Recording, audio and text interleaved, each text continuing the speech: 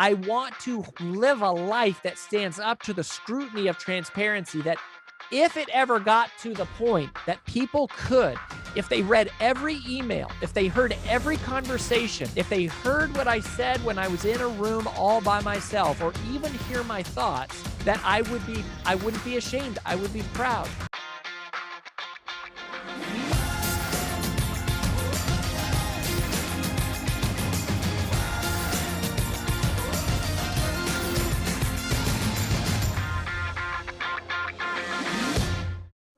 I want you to think of leadership by example in a couple different ways. So we call this the probability path.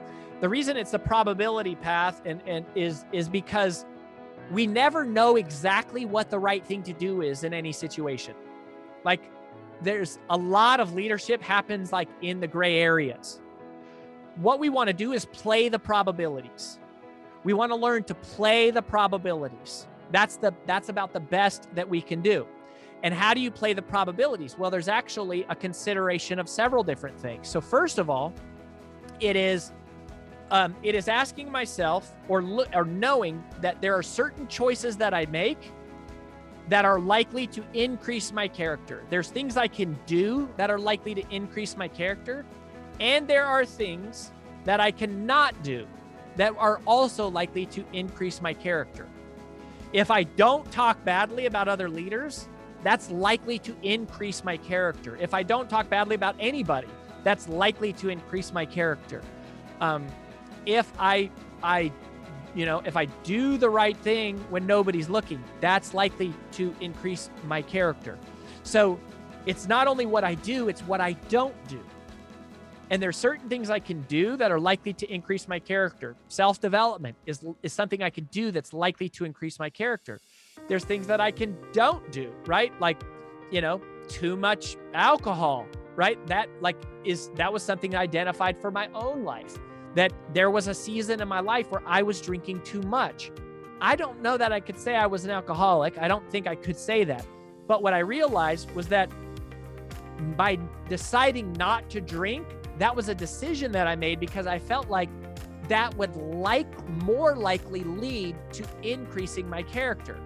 I realized that there was a time when that almost every regret I had in my life, like most of the stupid decisions I had made, was when I was drunk.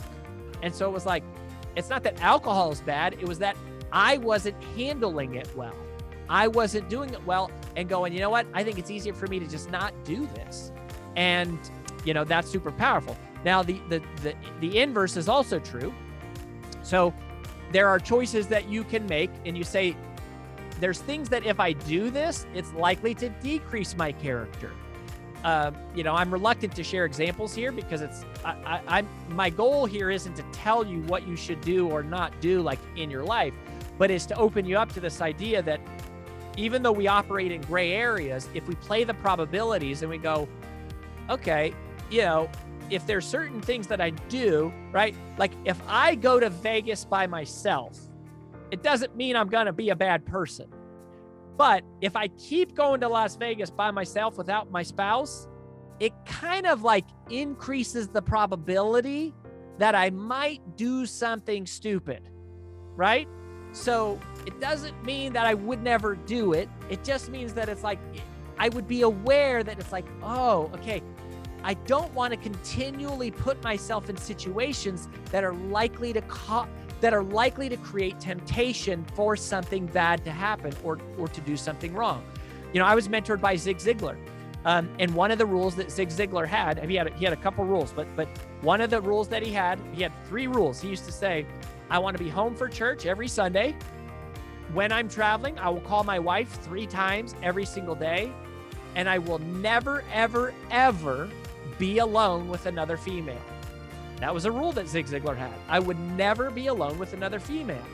It doesn't mean that he doesn't trust himself or that his wife didn't trust him. It decreases the probability of something going wrong. So you're playing the probabilities here when you lead by example. When you look at them together, we call this the probability path, right? It's just going, is this activity likely to increase my character?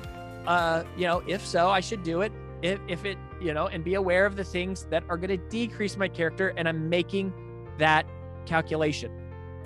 Ultimately, what I want to do as a leader is I want to live a life that stands up to the scrutiny of transparency. I want my team to know, think about this.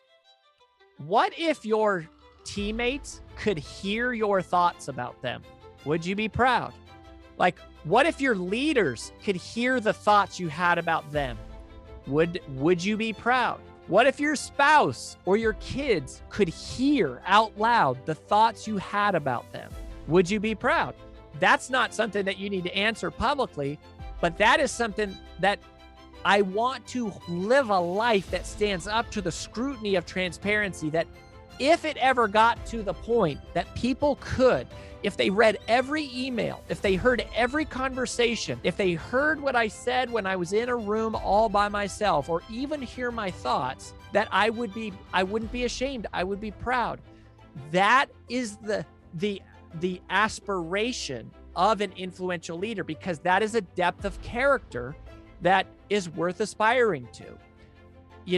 Even though people can't hear our thoughts, they really can, right? Like they really get a sense of how I really think about that person.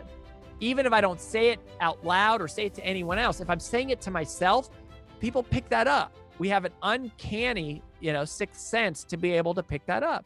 So we got to work on shaping our perspective.